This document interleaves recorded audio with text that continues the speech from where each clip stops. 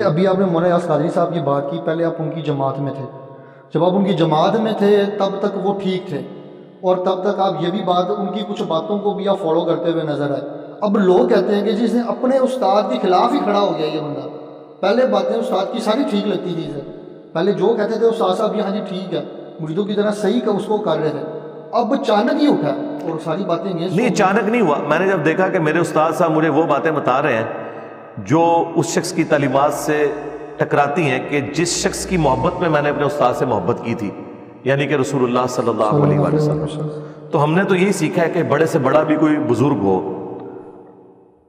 اگر وہ رسول اللہ کے خلاف چلتا ہے تو اس کی پھر اس معاملے میں تو عزت نہیں ہوگی۔ ہیومن ڈگنیٹی میں آپ بے شک عزت کریں۔ رہ گیا الیاس قادری صاحب، تو الیاس قادری صاحب کی جو باتیں صحیح ہیں وہ آج تک ہم لے کے چل رہے ہیں۔ یہ پگڑی آپ کو جو نظر آ رہی ہے، الیاس قادری صاحب صحیح، ہم نے یہ اس وقت سے میں یہ کٹ والی پگڑی پہنتا ہوں جب سے وہ پہن رہے، تو ہم بھی انہی سے سیکھی ہے۔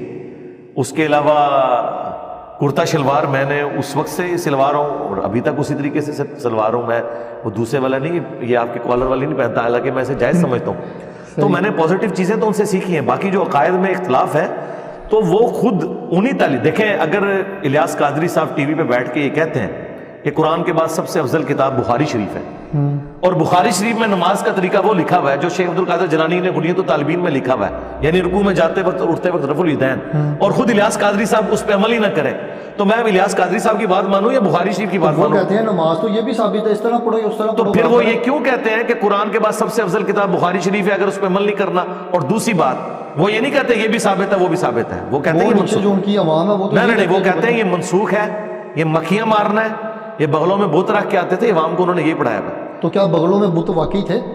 میں تو کہتا ہوں یہ اگر ہمیں کوئی حدیث دکھا دینا دنیا کی کسی کتاب میں، خواہ جھوٹی لکھی ہوئی ہو، ہم رفع دین چھوڑ دیں گے۔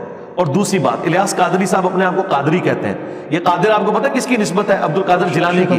ان کی غنیۃ الطالبین میں تو نماز کا طریقہ رفع الیدین کے ساتھ لکھا ہوا ہے۔ تو الیاس قادری صاحب اپنے پیر کے مطابق نہیں چل رہے تو مجھ سے کیوں ڈیمانڈ کرتے ہیں کہ میں اپنے پیر کے مطابق چلوں؟ وہ تو خود اپنے پیر کے باغی ہیں۔